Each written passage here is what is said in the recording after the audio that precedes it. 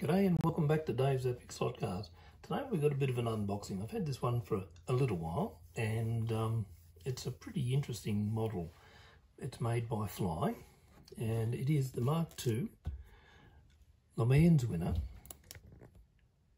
driven by Bruce McLaren and Chris Armon. So let's open her up and have a look inside. So a nice little sleeve which comes around on it. And then we have the actual lid. It's very well boxed, this thing. Now it has a bit of a few pages here on the history of what Bruce did. And let's see if I can get that glare off it for you. So there he is there. Talks about how he all got started in New Zealand and all that type of stuff. There's a picture of him with old Henry Ford II.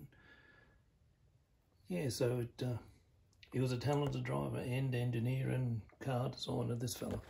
He really was. It's a damn shame he ended when he did. But anyway, so it's a pretty interesting sort of listing of achievements this fellow done. So we'll open it up inside and we get rid of the sponge. And there we have Bruce himself, the car, and the packaging. So this is 636 out of God knows how many. So it's individually numbered anyway. So let's get it out and have a look. Righto, there we are. So she's out of the box, and so we have a rather heavy resin model of Bruce. Quite nicely detailed actually. Ford logo, Goodyear, that type of thing. It's quite nicely done. Fly logo, of course Bruce McLaren on the base. So that's quite a nice bit of thing there. Now, the car, here it is. What a good looking machine this thing is. You've got some nice looking knock-ons here. Now it's interesting with this, with the Goodyears, there's a little bit of a story about this, but anyway, just general look at the car. It looks fantastic, doesn't it? It's got a bit of etching. Let's see if we can get in there. There's etching in the behind that red toe hooks. And we've got some more stainless and engine detailing in there, which is quite nice. Underneath, bit of rear end work, sideways motor, front end work, and brass pickups. So Fly models for GT40. Very nice job, very nice. Like the tail lights. They look pretty damn good, they do. It's quite a nice rear end on this. It's done very well. Anyway, we'll get back to a little bit of a story on this. So this is the GT40 Mark II, the 427 cubic inch motor of 450 horsepower. The 427 won 23 out of races in 1963, claimed the NASCAR championship in 66. This was the first real attempt to win LeMans. They've sort of done it before, but it wasn't, this is really, let's do it sort of thing. The race was they were still using the traditional start, to run across the road and jump in the cars. And as Bruce said, they had to be very careful not to break a leg running across the track. Cripes, must have osteoporosis or something. But yeah, and clambering into the car. The number 2 GT40 McLaren and Armon car had Firestone tyres on it. Now, Bruce was contracted to Firestone, and at the time, the tread actually was laminating. It was just falling off. So they were dropping back in the field, and he come into the bits, he made the executive decision to say, well, let's shove some Goodyears on. And they've actually has Goodyear tyres marked on this one.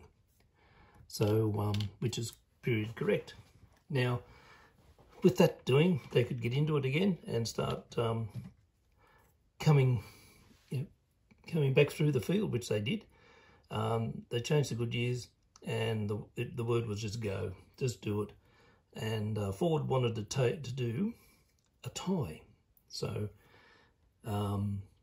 between Bruce McLaren and the number 1 car, which everyone, and I can't think of his name, I forgot, damn. Ken Miles, I've got it now. So anyway, they slowed down, Bruce slowed down, Ken kept on going, caught up. Anyway, they eventually went across the line together. There is pictures of them doing that with the gold GT40 behind them. So you had the 1, 2, 3. But the problem was, the mob that run the LeMans race have never had a tie. They can't have a tie because it's an endurance race and they need to have the person who's done the furthest kilometres or miles or whatever. So they went back because Bruce had started probably on 5th or 6th on the grid, which meant he was basically something like 8 metres or 8 yards or whatever they called it at the time behind number 1 car. So in theory, the McLaren R1 car travelled 8 metres further than the Ken Miles one. So it was a little bit different than what the movie had portrayed. And if you want to find out more about this, you go to McLaren's website. And there's also a video on it as well. So that was really the big thing about it. And it was, boy, the rules, eh? You wouldn't believe it. You can't have a tie. Anyway, let's go back to the car. This is a bloody beauty. Very good looking machine inside. As you can see inside there. Let's get a bit of light. I don't know whether you can see in there. It's a bit hard sometimes. Anyway, so you've got quite a bit of detailing in there. It's also got a decal on both sides, which I can't quite see what it is. The headlights look good through there. As I said earlier, the retrieval, the tow hooks, parkers, the knock-ons. It's really a nice car. This must have looked something, you know, driving around. They all do anyway. These fellas 40 inches high from the sill up to the there. Boy, I'm sure they're lower than a 44-gallon drum. Anyway, so that's really about the story of it. And the car is certainly a damn good representation of this machine. Filler cap, you know, it is really a nice looking car. This Fly Mob, they really do make a nice car. They really do. Anyway, let's give it a test drive and see how the old GT40 goes. Back soon. Okay, let's give the GT40 a bit of a test drive. Nice on the track.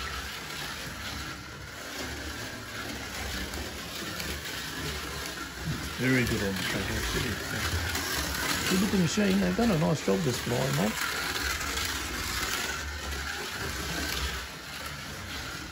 A couple of cars I've had in there have been really nice. Yeah, very good. Well, there we are. That's the 1966 LeMans winner. So, if you want one of these, go and find one, because I haven't found another one since. But anyway, no, she's a good machine, well worth getting. And if you like this sort of thing, just give us a thumbs up or a subscribe or comment or something. Anyway, thanks for watching. I'll see you in the next one. Bye. Righto, just a bit of an update. After seeing the GT40 go, there's a bit of an update on the Nissan Blue Bird.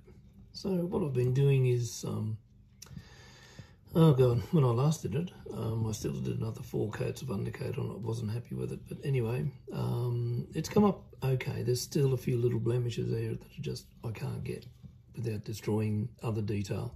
But anyway, it's not a real drama at all. So what I've done is actually put the first stripe on, and all this section is right through here is all black.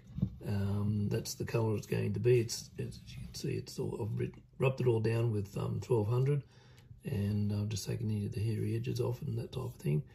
Ready for this colour. Then we got the blue to go on, and so then I can put a start doing the other colours, like your black and your coloured bump tail lights, those sorts of things, and give it a clear coat. But she's coming up good, pretty good. I think it's going to do the job, and it's going to look pretty okay.